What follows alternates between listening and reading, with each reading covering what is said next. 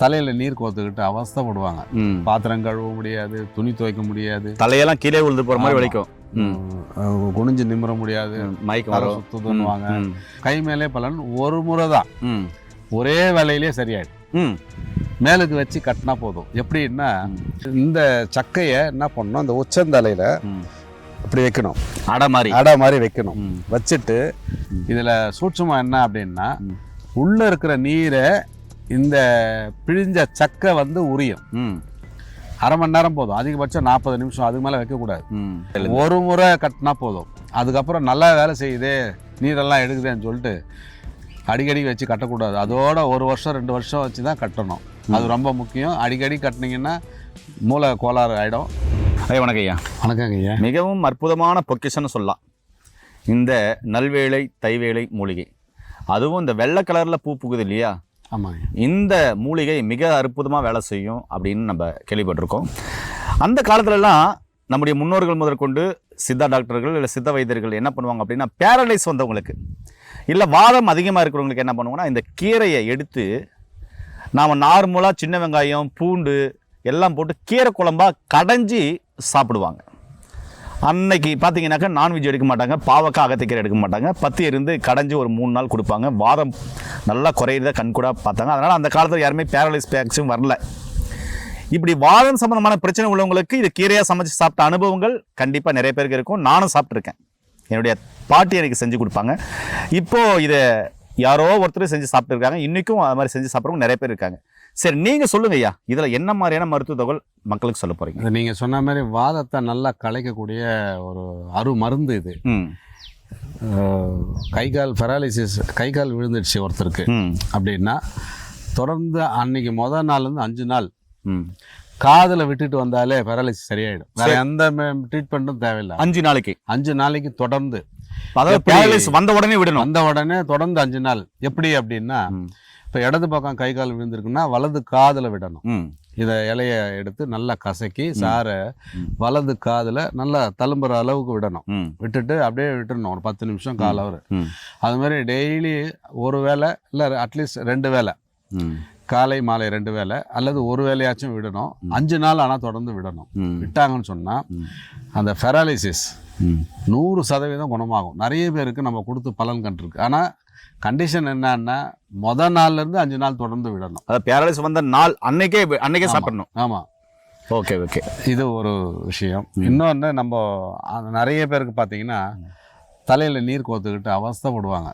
பாத்திரம் கழுவ முடியாது, துணி துவைக்க முடியாது, தலையெல்லாம் கீழே விழுந்து போற மாதிரி வலிக்கும், குனிஞ்சு நிமிர முடியாது, மயக்கம் சுத்துதுன்னுவாங்க. அந்த மாதிரி அவஸ்தைப்படுறவங்க ஸ்கேன்லாம் பண்ணி பார்த்து கூட நீர் இருக்குன்னு தெரிஞ்சு கூட எந்த மருத்துவமும் வந்து உள்ளுக்கு எடுக்கிறதுல எந்த மருத்துவத்திலையும் சரியான பலன் கிடைக்காது. அந்த நீரை எடுக்கிற டெக்னிக் வந்து பெரியவங்க சொல்லி கொடுத்துருக்காங்க. இது பாட்டி வைத்தியமாக தலைமுறையாக வந்துக்கிட்டு இருக்கு. எனக்கும் ஒரு நண்பர் வந்து அவங்க பாட்டி மூலமாக சொன்ன தகவல் நான் வீட்லேயும் பயன்படுத்தியிருக்கோம். நிறைய பேருக்கு இதை சொல்லி பலன் கண்டிருக்கோம். கை மேலே பலன் ஒரு முறை தான், ஒரே வேலையிலே சரியாயிடும். மேலுக்கு வச்சு கட்டினா போதும். எப்படின்னா, இந்த மஞ்சள் பூ பூக்கிறது எடுக்காதீங்க, இது வெள்ளை பூ பூக்கிறது தான். இந்த ஊசி காய் இருக்கும், இது அடையாளம். இது மதகு ஓரங்கள்ல, காவா ஓரங்கள்ல விளையக்கூடியது. வெயில் நாள்ல கிடைக்காது. கொஞ்சம் மழை விட்ட பிறகு முளைக்கக்கூடிய ஒரு தாவரம் இது. இந்த இலையை மட்டும் எடுத்து என்ன பண்ணணும்னா, நல்லா கசக்கி புழிஞ்சு சாரை எடுத்துடணும். நமக்கு தேவை அந்த திப்பி மட்டும் தான், அந்த சக்கை. இலை சாறு தேவையில்லை. இந்த சக்கையை என்ன பண்ணணும், அந்த உச்சந்தலையில இப்படி வைக்கணும், அடை மாதிரி வைக்கணும். வச்சுட்டு இதுல சூட்சமா என்ன அப்படின்னா, உள்ள இருக்கிற நீரை இந்த பிழிஞ்ச சக்கை வந்து உரியும்.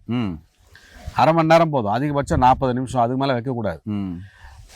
அந்த உறிஞ்சி எடுக்கும்போது அதில் இருக்கிற நீரை நம்ம வெளியேற்றணும். அதுக்கு என்ன பண்ணணும்னா, நல்லா உடஞ்ச சட்டி, பழைய ஓடு உடஞ்ச சட்டி, ஆனால் அது வந்து ட்ரையாக இருக்கணும், காஞ்சதாக இருக்கணும், ஈரம் இருக்கக்கூடாது. அதை வைக்கும்போது அந்த நீர் மூலிகை, அந்த சக்கையில் ஏறக்கூடிய நீர் வந்து அந்த சட்டியில் ஏறும். அதுதான் டெக்னிக்கு. நிறைய பேர் வெறும் காசு கட்டுவாங்க, அது மாதிரி பண்ணக்கூடாது. உறிஞ்சிக்கும், காசு வந்து உரியாது. உரியாது. அதனால இந்த ஓடு வைக்கணும்.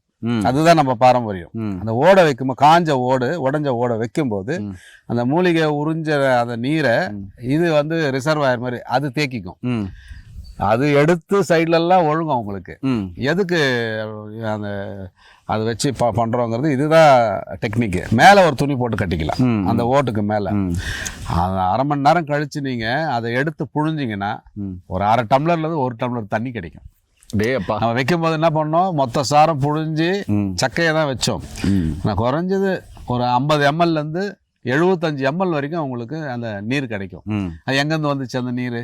ம். மண்டையில் ஒரு முறை கட்டினா போதும். அதுக்கப்புறம் நல்லா வேலை செய்யுதே, நீரெல்லாம் எடுக்குதேன்னு சொல்லிட்டு அடிக்கடி வச்சு கட்டக்கூடாது. அதோட 1 வருஷம் 2 வருஷம் வச்சு தான் கட்டணும். அது ரொம்ப முக்கியம். அடிக்கடி கட்டினீங்கன்னா மூளை கோளாறு ஆகிடும். அதனால் இது ரொம்ப மருத்துவர் ஆலோசனையோட செய்யுங்க. ஒரு முறைக்கு மேலே கட்டாதீங்க. கட்டக்கூடாது. 1/2 மணி நேரம் தான் டைம். அதுக்குள்ளே கொஞ்சம் பிடுங்கும். அவங்க ஜிம்முன்னு இழுக்கும். இழுக்கும். அந்த உணர்வு வந்த உடனே கொஞ்ச நேரம் கழிச்சு எடுத்துடணும் அப்படின்னு சொல்கிறீங்களா? ஆமாங்க. Okay okay. ஏனர்களே, நல்வேலை தைவேலிருந்து அற்புதமான தகவலை நீ பார்த்துருக்கோம். மீண்டும் இன்னொரு அறிவான பதிவு சந்திக்கலாம். நன்றி, வணக்கம். வணக்கம் ஐயா. வணக்கம் ஐயா.